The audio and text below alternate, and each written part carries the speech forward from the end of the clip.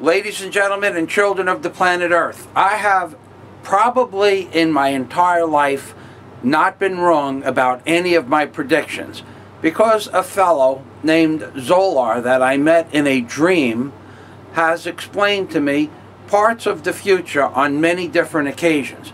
And therefore I named my first business after this fellow whose name was Zolar, and the first business was Zolar Craft. And I had a general contracting company in New York City, and then I had a deck and dock building company called Zolar Craft.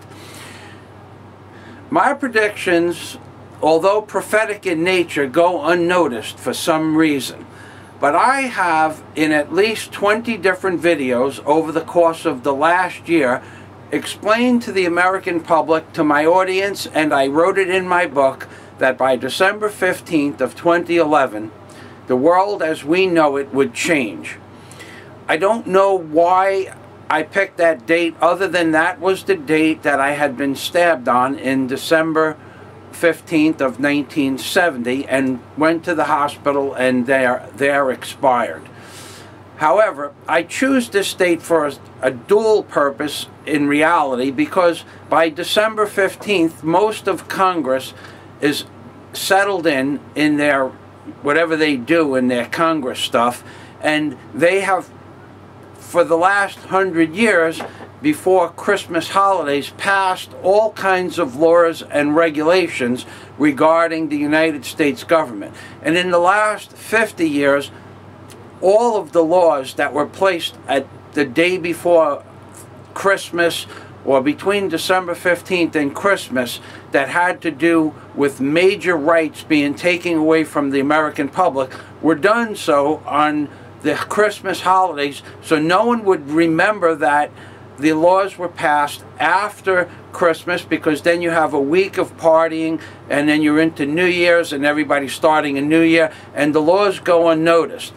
Now, specifically, I have said that by December 15th of 2011, in 20 or so videos and 1,000 times in different blogs, that the world as we know it would cease to exist.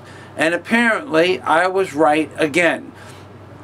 I would appreciate anybody finding those videos, sending me the links to them, because I can't even remember which ones I put it in. All I know is that every person in America said that the world was not going to change, and that this is nothing more than a conspiracy theory, and that in fact nothing would happen until 2012. And since May 22nd, in my prophetic video about Obama is one of many antichrists, 2 nukes, that I published on May 22nd of 2010, Obama is one of many antichrists, 2 nukes.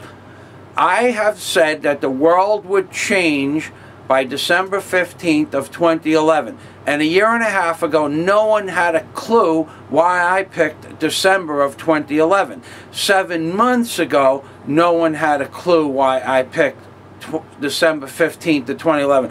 And I just stuck with that date because that was the reference point that this, whatever it is that gives me these ideas, has communicated to me on a level that I can't actually explain, other than the fact that it was the same entity that told me to read certain parts of the Bible and how to interpret certain parts of the Bible, so that I could see that the 44th president, aka Barack Hussein Obama, would be the president responsible for the end of America as we know it. And I also stated this in my video called Michael Fazio for President, Speaker of Truth. Michael Fazio, Speaker of Truth for President.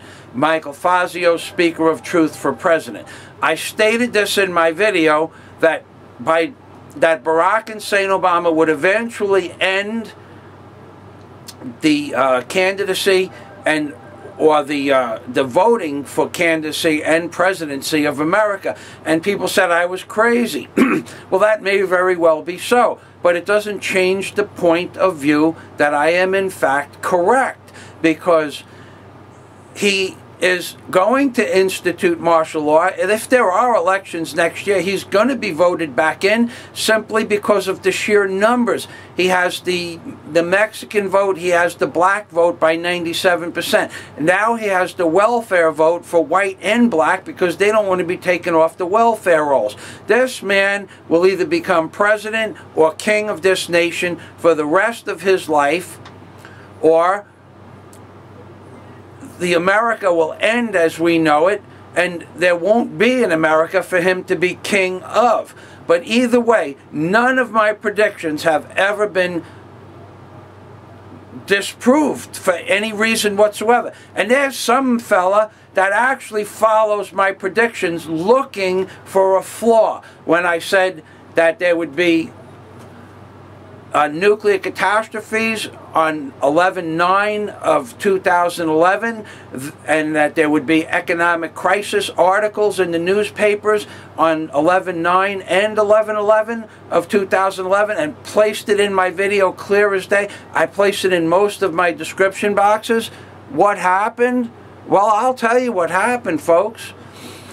On 11/9 of 2011 and 11/11 of 2011, there was the 17 men in the Midwest that got irradiated from opening up a plutonium canister by mistake.